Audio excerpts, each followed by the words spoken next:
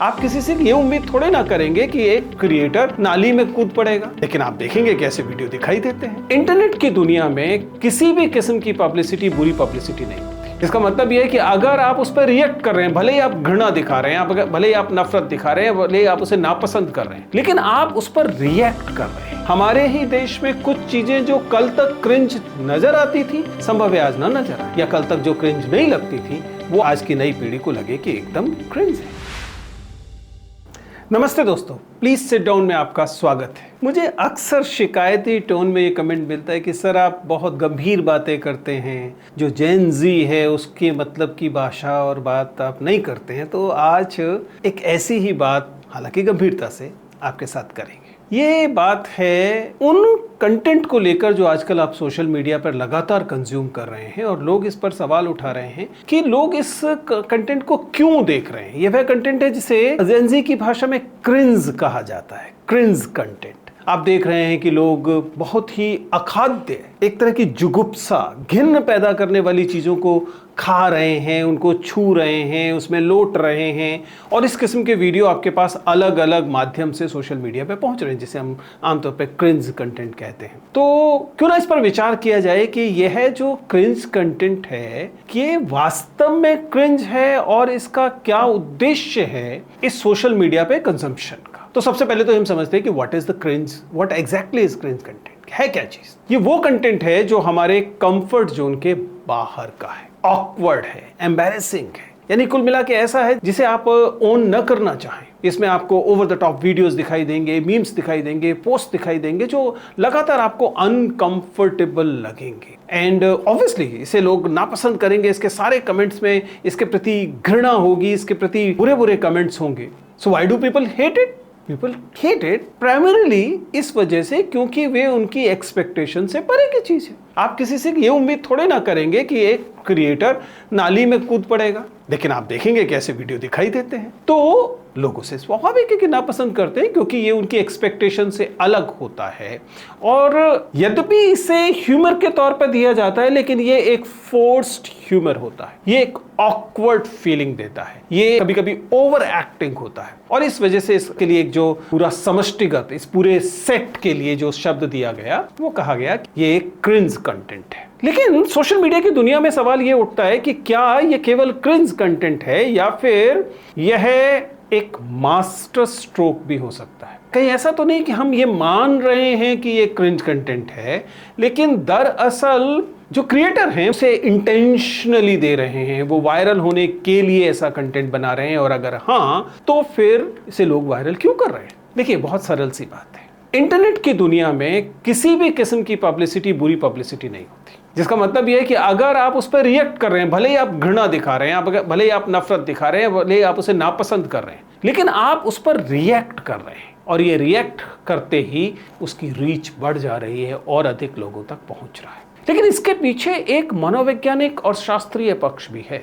जरा सोच के देखिए कि जब हम नवरस की बात करते हैं, जब हम कला में रस की बात करते हैं, तो मैं दो रस पर अक्सर क्लास में बात करता हूं कि जरा इनके बारे में सोचिएगा, आप भी सोचिए। आखिर भय एक रस क्यों है? भय, आप बाकायदा टिकट लेते हैं हॉरर फिल्में देखने जाने के लिए, जिसका मतलब है कि आप जा रहे हैं एक मल्टीप्लेक्स सिनेमा में, बाकायदा पैसे दे रहे हैं 400 रुपए 300 रुपए, ताकि आप डर सके, जबकि डरना एक नेगेटिव इमोशन है। फिर आप ऐसा क्यों करते हैं? यानी कि लोग हॉरर फिल्में क्यों देखते हैं? और इसी से जुड़ी हुई दूसरी चीज है जिसे हम कहते हैं जुगुप्सा। हमारे यहाँ केवल भयानक ही रस नहीं है, जो विभत्स है वह भी एक रस है, और इसके बहुत सारे उदाहरण हमें मिलते हैं, हम जानते हैं। मसलन अगर आप मिथकीय दुनिया में जाएं तो आप पाएंगे कि जो हमारे यहाँ काली माता की जो पूरी की पूरी संकल्पना है वह विभत्स को लेकर कैपिटलाइज करती है, उसी को पूजनीय मानती है। जो काली माता की आप मूर्ति को देखेंगे तो आप पाएंगे कि उस मूर्ति में जो विभत्स के तत्व हैं, नरमुंडों की माला है, हाथ में सर है जिससे कि खून टपक रहा है, आप पाएंगे कि अगर आज की भाषा में देखें तो कई लोगों को वो क्रिंज लगेगा। यानी कि हमारी संस्कृति में इसकी गुंजाइश है, और इसीलिए यह दूसरा पक्ष आता है जो ये कहता है कि कहीं ऐसा तो नहीं कि हम हार्ड वायर्ड हैं, हमारा मन पहले से इस बात के लिए तैयार है, हमारी तैयारी है कि हम जिसे आज आप क्रिंज कंटेंट कह रहे हैं उसे हम देखना चाहते हैं, क्योंकि हम तो क्रिंज कंटेंट को पूजते भी रहे हैं और ये हमारा इसका सांस्कृतिक पक्ष है। हर संस्कृति में इस बात के लिए अलग शब्द होगा कि हम किसे क्रिंज कह रहे हैं। आपको हैरानी होगी कि भारतीय जब विदेश में जाते हैं तो कई भारतीय जो आदतें हैं उन्हें विदेशी लोग क्रिंज आदतों की तरह देखते हैं। मसलन आप जानते हैं कि हम शौचालय में आमतौर पर टॉयलेट पेपर के इस्तेमाल की बजाय पानी के इस्तेमाल को पसंद करते हैं और यह हमारे यहाँ की हाइजीन का सामान्य स्तर है। लेकिन इस बात की चर्चा जैसे ही पश्चिम में होती है, आमतौर पर उनकी भौहें जो हैं वह तन जाती हैं, उनको घृणा जैसा भाव होता है, क्रिंज वाली एग्जैक्ट फीलिंग आती है। उनको लगता है कि ऐसा कैसे हो सकता है कि कोई व्यक्ति मल को छूना चाहेगा, और यह एक तरह का क्रिंज कंटेंट है। कुल मिला के बात क्या हुई?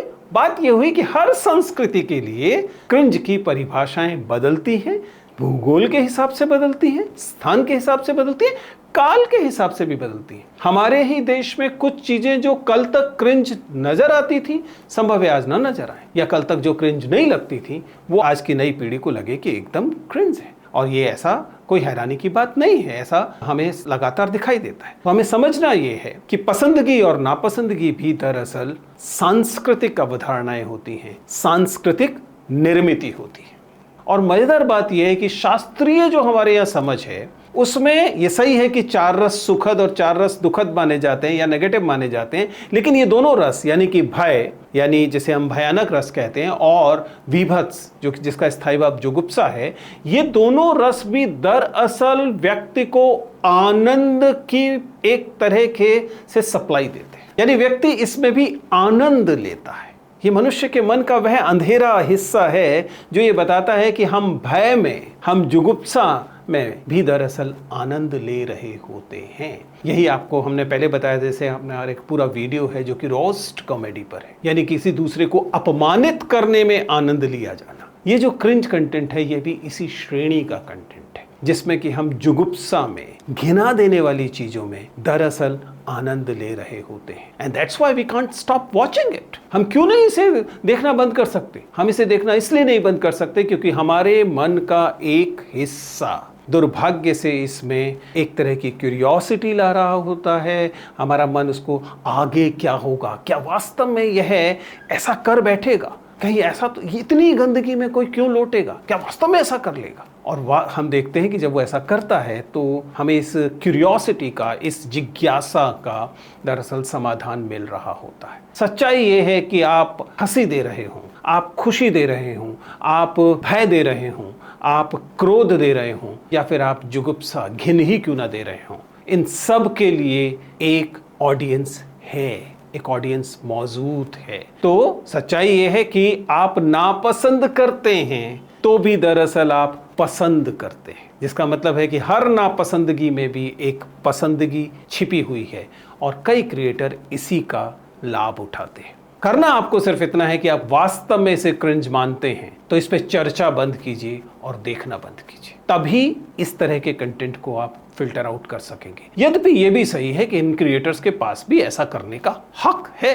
अगर लोग हंसा सकते हैं तो कुछ ऐसे भी लोग होंगे जो रुला सकते होंगे और वो रुलाना चाहेंगे, और शायद रोते हुए लोगों को देखने वाले लोग भी होंगे। इसीलिए दरअसल सोशल मीडिया का यह गोरख धंधा इन सब चीजों को समा लेता है। अगर आपको ये बात पसंद आई हो तो शेयर कीजिए, सब्सक्राइब कीजिए, दूसरे लोगों से इस बारे में बात कीजिए। शास्त्रीय नजर से देखिए या जेन ज़ी की नजर से देखिए, लेकिन देखकर बताइए कि कैसा लगा।